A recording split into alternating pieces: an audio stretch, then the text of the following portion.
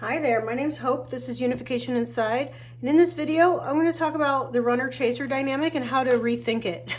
I find it interesting the way that it's portrayed online, being a twin flame, because I don't really resonate with the terms runner-chaser. I find that the way that it's being talked about by most people is more applicable to normal unhealthy relationships.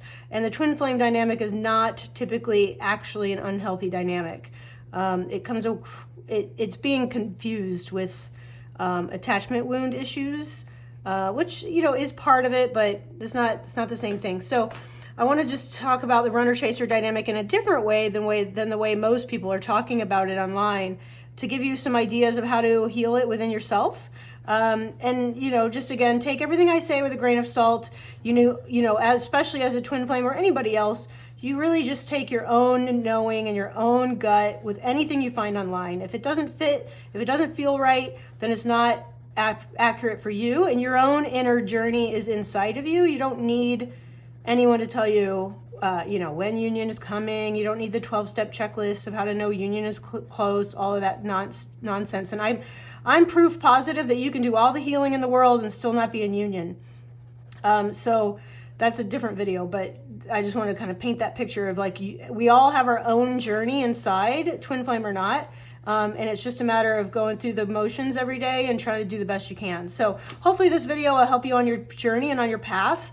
And again, this is Unification Inside. My name is Hope. Welcome to the channel. So one thing that I like to do is when I go for walks, I go for a lot of walks to kind of heal and think and just clear my head, obviously, or whatever. And one day I was hanging out with some friends, and they have a puppy, right? A brand new puppy. And I was just thinking, oh my gosh, puppies.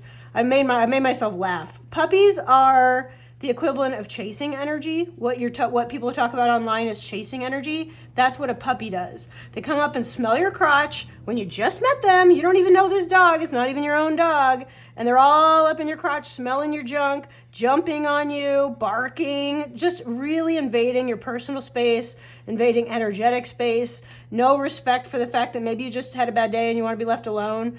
It's cute when it's your own puppy, but really not really. Everybody I know that has a puppy, they're tired like toddler moms are tired.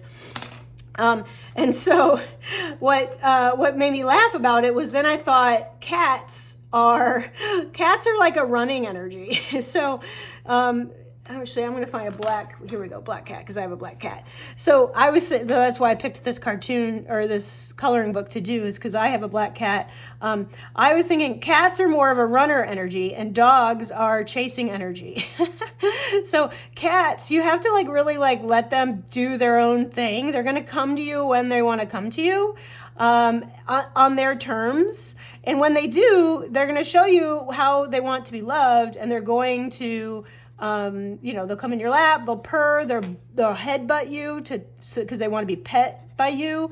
But if you go and pick up a cat, it usually is going to cry out or be annoyed, or you can sense it's annoyed. So they're more of a runner energy. So I just thought that analogy was hilarious when I thought about it. I'm like, oh my gosh, runners are cats and chasers are dogs, if you read the dogma online about running and chasing. So if you're struggling with that part of the journey and you really want to heal your inner runner chaser inside of you, then think about how are you acting like a dog and how are you acting like a cat. So let's talk about the positive aspects with the same analogy, okay? So with one thing I like about cats is, again, they're very direct. They tell you exactly how to love them. They know what they want. They have good boundaries, right? They'll just walk away from you or jump off your lap if you're too rough with them or something. So they're very good boundaries. That's a good trait. That's definitely something we all have to learn how to have in life in general. And with dogs, one thing I love about dogs, and I've always joked about this, is dogs, once they're not annoying puppies, and they've been trained a little bit or whatever, if you walk into their house, they greet you with unconditional love. They just come right up to you and they wiggle and they're so happy to see you, and they're like, oh my gosh, I haven't seen you in ages.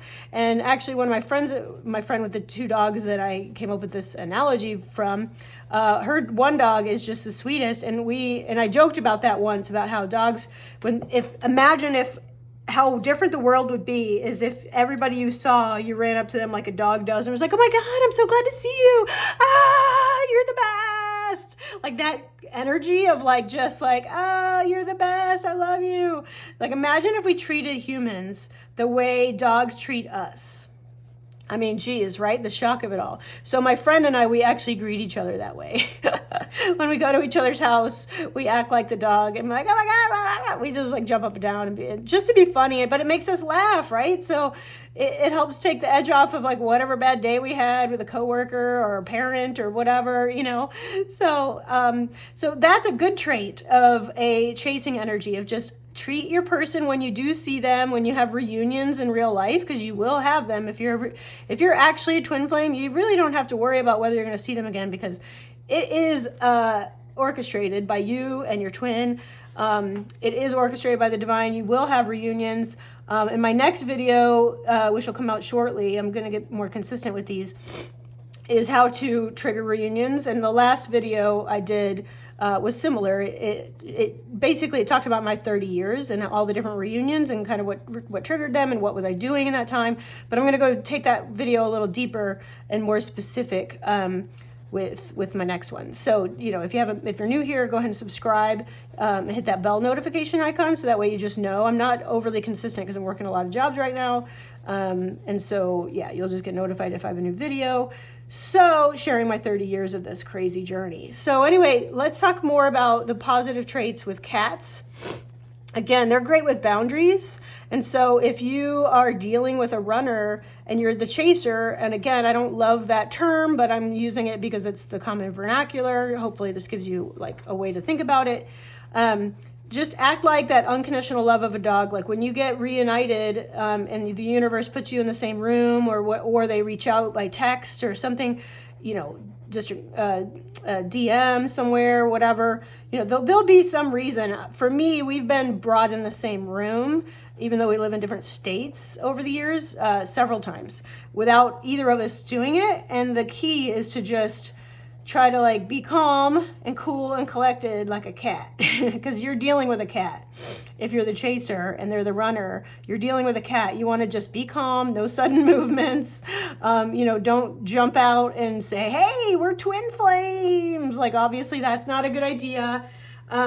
So, you know, think about that. And then just unconditional love of a dog. So just like anything else in this journey, you want to stay balanced as you can with this. You want to bring your calm, cool, collected, mature self to the table versus the little toddler that we all have inside. You know, your little toddler that we all have inside, the one that wants to go on Instagram or Facebook and like talk smack like it's a diary. Nope, get a journal and do it there. That's a better place for your little toddler self. Or have a friend that'll let you vent. You know, that's can be hard, that can be difficult. But, you know, I have a friend and we give each other 5 minutes and we time it.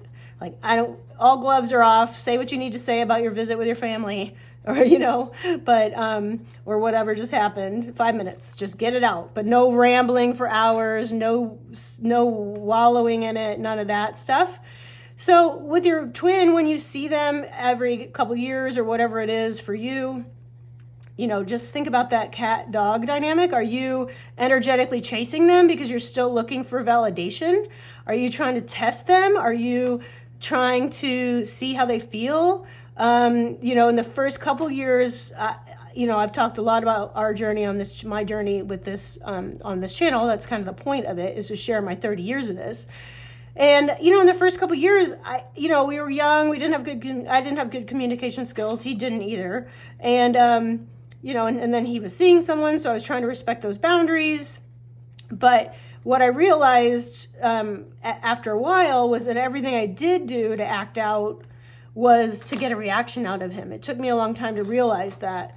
And it was just because I didn't have the communication skills to just directly ask him if he felt the telepathy and if he felt the energy and if he, like, oh, why did you get up and bolt across the room just now with nothing happening? Like, you know, I didn't really know about energy at the time because, again, this was 1993. So, you know, anyway, I had energetic chasing a little bit, and I had some you know, it was, I think it was pretty obvious that, you know, I was obsessed with him, but I didn't do the normal chasing stuff, which is one of the reasons I don't like the dogma online. You know, I go into Quora and Reddit and some of the Facebook groups sometimes just to see what the conversation's about. And most of it's just really low vibe stuff.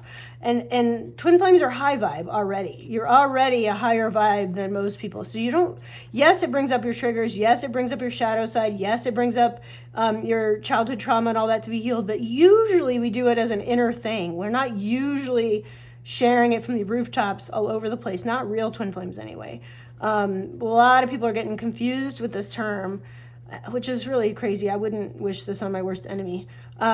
So anyway, think about the dog and cat analogy. When next time you see your twin, next time you have a chance to be, you know, reunited with them, how can you be cool, calm, and collected, but not too cool and calm and collected, like a cat? A cat is too cool and calm and collected, and I think that's that runner energy, where they're like a brick wall that you're trying to engage with. And that's rude. Honestly, like the silence on these 30 years about this connection that we have that's obvious is deafening. And I find it very selfish and I find it very rude. But at the same time, like, you know, if you're going to be like a dog and be unconditional love, that's a higher vibe way to be it anyway, but just don't go up and smell their crotch like a dog does.